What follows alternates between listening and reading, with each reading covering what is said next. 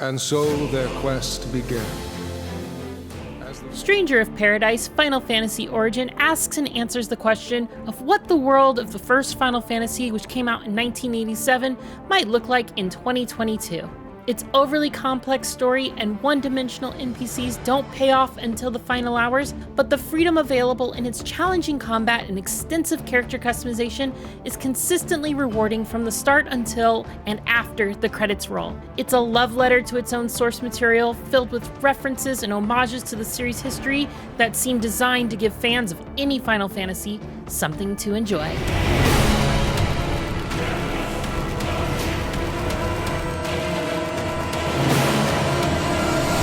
Similar to other stories that revolve around a grand mystery, Stranger of Paradise's plot had me theorizing and scratching my head until the very final moments when all is revealed in a very satisfying way. However, Stranger of Paradise misses the mark on its cast and instead solely relies on its solid action gameplay, only offering vague clues of what's going on. And your party of 5 run-of-the-mill characters aren't close to memorable enough to have their names mentioned in the same breath as Final Fantasy greats like Cloud and Yuna. And yet, while the early hours of the story did a poor job of keeping me engaged, especially as our main character Jack and his starting companions Ash and Jed all revealed varying levels of amnesia and constant deja vu, it turned out to be an effective build-up. The tail end did the exact opposite by answering all the questions I had. However, the easy-to-miss collectibles that helped connect the dots between the storylines assisted my understanding of the ending, and its big reveals might not have resonated as strongly for me if I hadn't had their important context. While this isn't a direct remake of the original Final Fantasy, it thoroughly reimagines many of its locations, like the city of Cornelia, where the first adventure began, and places like the Chaos Shrine and the Cavern of Earth dungeon have had new life breathed into them by Koei Tecmo's Team Ninja. There are inspirations from other Final Fantasy games too, including plenty of great ones I won't spoil for you. It's equal part a treat and a puzzle for fans to discover which game inspired them, and in the background, there are new music arrangements from other Final Fantasy games that are sure to catch the ears of longtime fans. Graphically though, even on the PS5's HDR quality mode, Stranger of Paradise looks average most of the time. So I made the switch to performance mode and never looked back. The jump up to 60 frames per second makes dodging and parrying much easier for my playstyle, and I was able to more reliably cancel out of my abilities by swapping jobs to extend my combos even further. All I care about is seeing Chaos dead.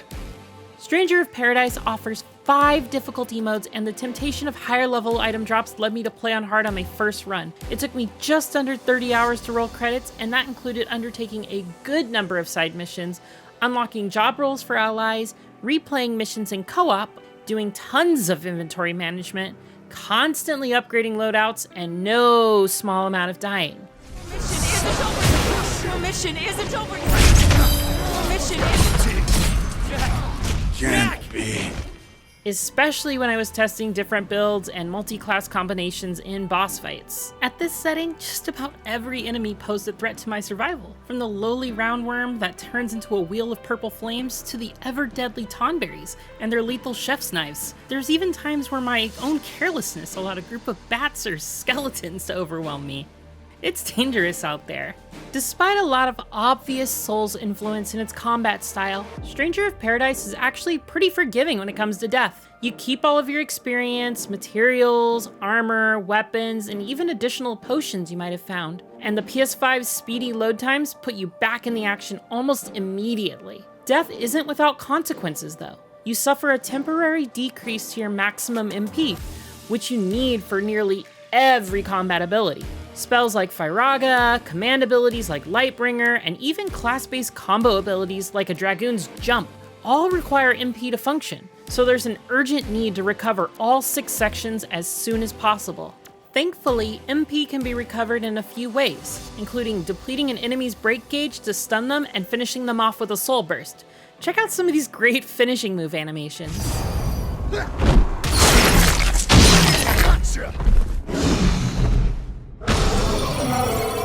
A lot of the depth of combat comes from experimenting with different builds for Jack and your AI-controlled teammates.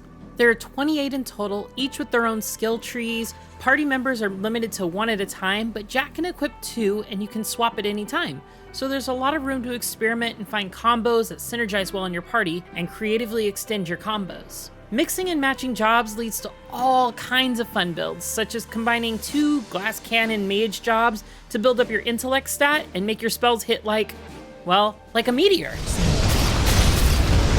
It's a huge headache waiting to happen. My personal favorite is multi-classing Sage with Dragoon. With the combination of black and white magic and high mobility, I was able to maneuver around the battlefield with jump and poke down enemies with short chains of rapid attacks for good damage before unleashing my devastatingly powerful Ultima spell. No matter what your build is, Jack can absorb certain attack moves with a properly timed soul shield and turn them back on the enemy. Throwing a bomb's fire spell back at them is a really satisfying way to fight fire with fire, as they say. Soul Shield can also be used in rapid succession. I've managed to parry entire laser beams from bosses. It's pretty cool.